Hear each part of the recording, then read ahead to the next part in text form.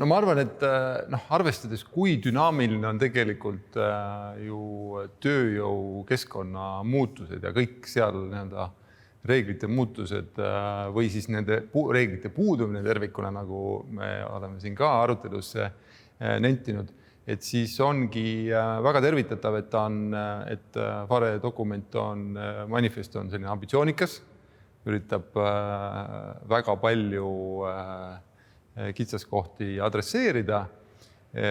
Osad neist on teostatavad umbes nii, et võiks täna küsida, et miks need juba tehtud ei ole.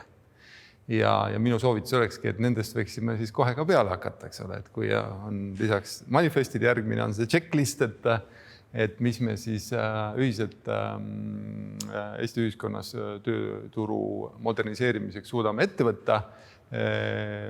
Ja osa on sellised suuremad arutelukohad, kas ühiskonna suhtumise muutus või poliitikate muutus, et see võtab ilmselt rohkem aega, aga neid ei tohiks kindlasti kõrvale panna, vaid lihtsalt tuleb arvestada, et neid aasta-kahega ei pruugi kohe ära teha. Nii et, aga just tahaks rõhutada see, et manifest ise on ambitsioonikas ja see on minu meelest väga oluline. Üritab väga palju katta neid kitsaskohti ja see on selle juures suur väärtus.